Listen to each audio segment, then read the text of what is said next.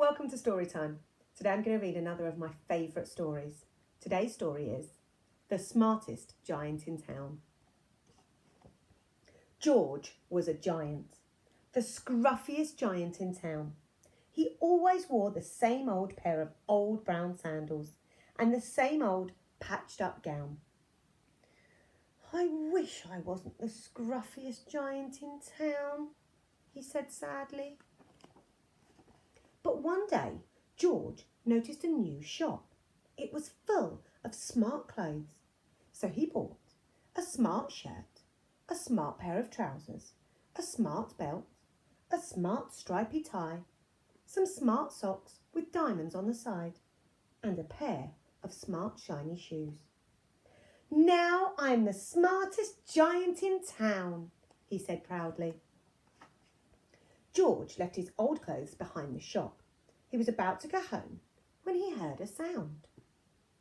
On the pavement stood a giraffe who was sniffing sadly. "What's the matter?" said George. "It's my neck," said the giraffe. "It's so long and so cold. I wish I had a long warm scarf." "Cheer up," said George, and he took off his stripy tie.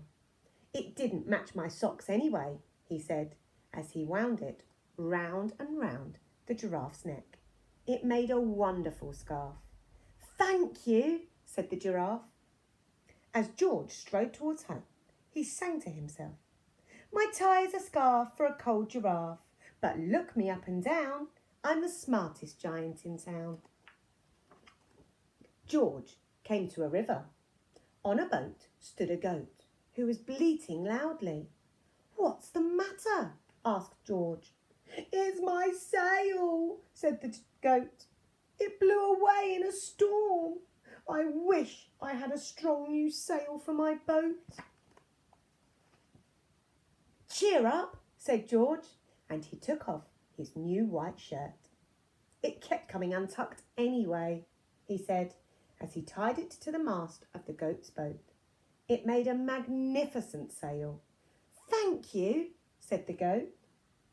George strode on, singing to himself, "My tie's a scarf for a cold giraffe, my shirt's on a boat as a sail for a goat, but look me up and down, I'm the smartest giant in town."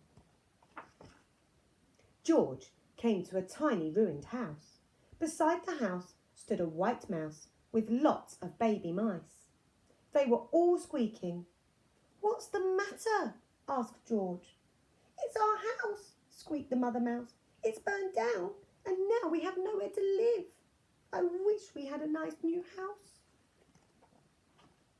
"Cheer up," said George, and he took off one of his shiny shoes. "It was giving me blisters anyway," he said, as the mouse and her babies scrambled inside. The shoe made a perfect home for them. "Thank you," they squeaked. George had to hop along the road now, but he didn't mind.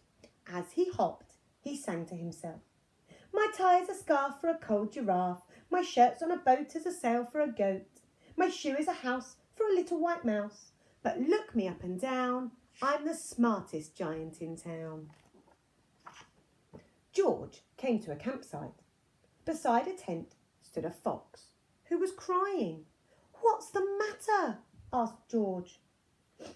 "It's my sleeping bag," said the fox. "I dropped it in a puddle. I wish I had a warm, dry sleeping bag."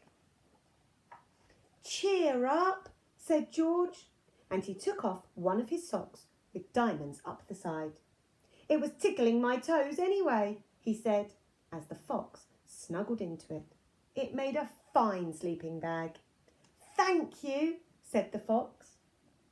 George hopped on, singing to himself, "My tie's a scarf for a cold giraffe, my shirt's on a boat as a sail for a goat, my shoe is a house for a little white mouse, one of my socks is a bed for a fox, but look me up and down, I'm the smartest giant in town."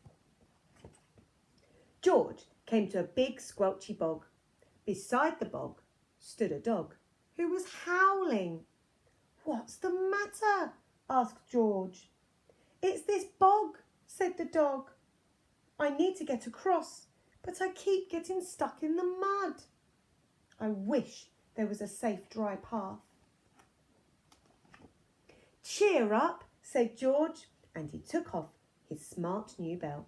"It was squashing my tummy anyway," he said, as he laid it down over the bog. It made an excellent path. "Thank you," said the dog. The wind started to blow, but George didn't mind.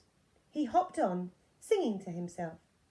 "My tie's a scarf for an old giraffe. My shirt's on a boat as a sail for a goat. My shoe is a house for a little white mouse. One of my socks is a bed for a fox. My belt helped a dog who was crossing a bog. But my trousers are falling down. I'm the coldest giant in town." Suddenly, George felt sad and shivery and not at all smart. He stood on one foot and thought, "I'll have to go back to the shop and buy some more clothes," he decided. He turned round and hopped all the way back to the shop. But when he got there, it was closed. "Oh no!" cried George. He sank down onto the doorstep and a tear ran down his nose. He felt as sad as all the animals he had met on his way home. Then, out of the corner of his eye, he saw a bag with something familiar poking out of the top. George took a closer look. "My gown!" he yelled. "My dear old gown and sandals." George put them on. They felt wonderfully comfortable. "I'm the cosiest giant in town," he cried, and he danced back home along the road. Outside his front door stood all the animals he had helped. They were carrying an enormous present. "Come on, George," they said. "Open it." George untied the ribbon. Inside was a beautiful gold paper crown and a card. "Look inside the card, George," said the animals. George put the crown on his head and opened the card. Inside it said, "Your tie is a scarf for a cold giraffe. Your shirt's on a boat as a sail for a goat. Your shoe is a house for a little white mouse. One of your socks is a bed for a fox. Your belt helped a dog who was crossing a bog. So here is a very fine crown to go with the sandals and gown of the kindest giant in town."